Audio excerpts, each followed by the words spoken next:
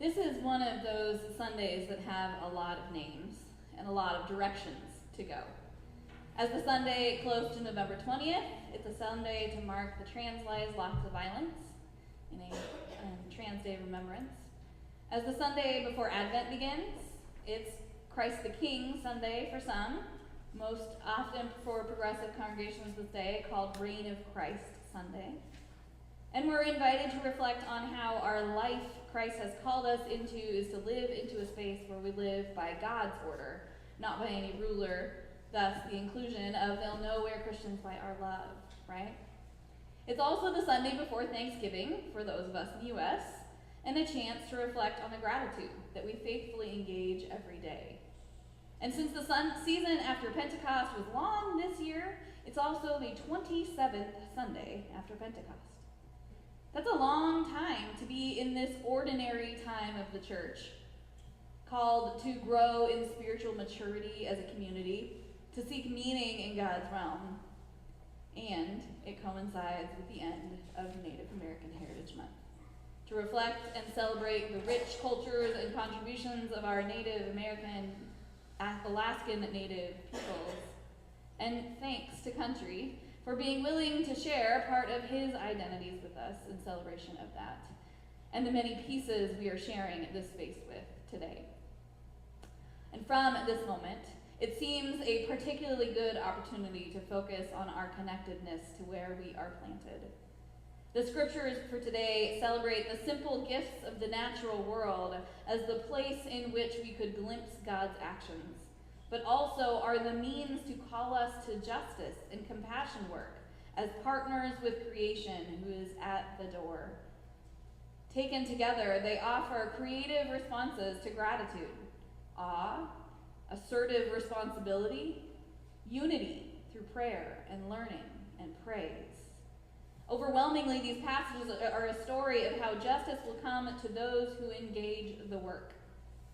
A justice-oriented interpretation of these lectionary passages could respond to this search for relevant, emboldening theologies of thanksgiving, could provide us an opportunity to give thanks for God's attention and inclusion, but also for anguish and insistence that we are entitled to equality and all to well-being.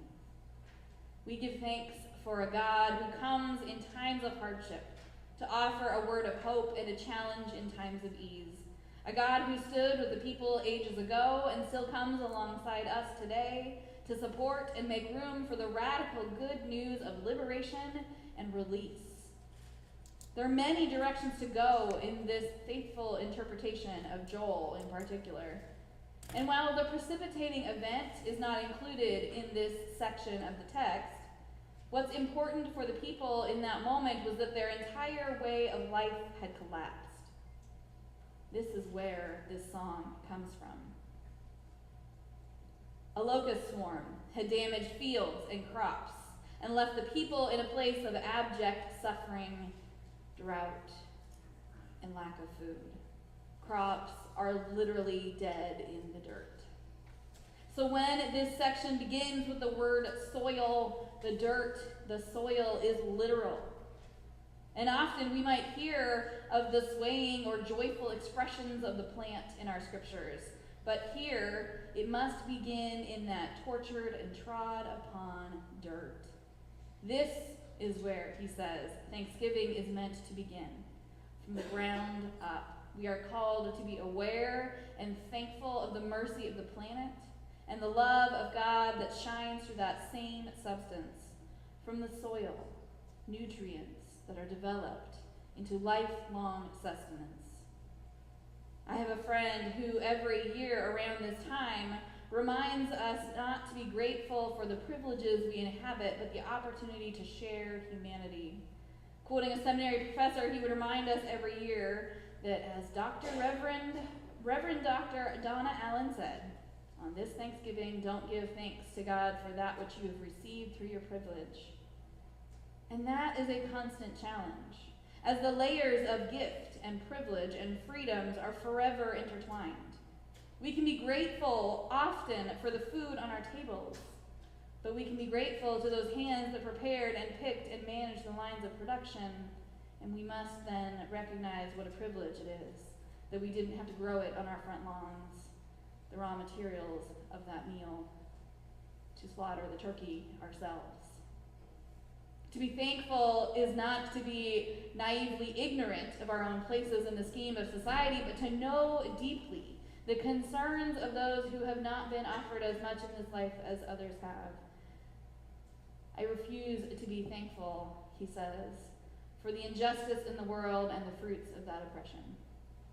For the prophet Joel, thanksgiving to God begins with a reassurance for the fearful, right down to the earth beneath our feet, a way of connecting beyond those layers of privilege or oppression, down to that which unites us. Do not fear, O soil. Do not fear, you speck of dirt. It moves us from dirt to soil, because soil contains wondrous nutrients. With help from others and transformative nurturing, the capacity for new, abundant life emerges from that which we might ignore. So we engage the gratitude for who we are and where we are and what we hear in God's still small voice calling us onward, forever onward. Then, in the reading from Timothy, truth-telling is central to this message of gratitude. From your gratitude, pray for the needs of others. Even when that person above you on the proverbial success or governmental ladder, and of course, truth-telling must start with Timothy, which, after this pretty reasonable offering into our scriptures today, includes some less than valuable statements about women's place in society. But yet again, from that low start, we must improve ourselves, the world around us, so that no one is scapegoated into being the cause of another life. And wherein we are fully feeling able to be grateful, to take into account exactly where we are and the gifts of even the harshest commentaries, then we live as the restored fortunes of the psalm. We listen for the laughter and the rejoicing. We take note that we do sow in tears, but we reap with joy. And then come to this meditative in-process living that Jesus offers his companions in contemplating God's continued companionship. For if we are to live our lives noticing the birds of the air and the flowers of the field, we can only be truly living in the moment. The gospel passage reminds us that we are to trust in God instead of worrying, and that's hard. That God will supply basic provisions if we, as people of faith, make the embodiment of relationships our first priority. Notice the birds of the air, so that your head is up and able to notice the people who share that same space. This passage is part of a group of sayings that Jesus teaches to a large crowd. Therefore, no one is tasked with radical kingdom-building changes as lone individuals.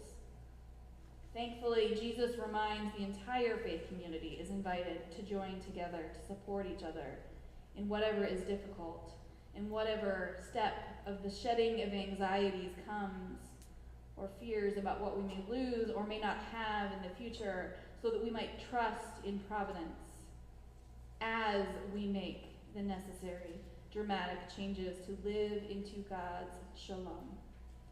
Because at the end of the day, that's what it's all about. Living in God's shalom, living in God's realm, the reign of God among us. So return with me to that quote from our opening meditation this morning. Hold on to what is good, even if it's a handful of earth. Hold on to what you believe, even if it's a tree that stands by itself. Hold on to what you must do, even if it's a long way from here. Hold on to your life, even if it's easier to let go. Hold on to my hand, even if someday I'll be gone away from you. If everyone is invited into the abundant mercy with God, and if everyone is encouraged to offering abundance to others in God's Spirit, then we could live surrounded by welcome and love and compassion, shalom, and the gifts of all people offered in praise for the divine who holds us gently together.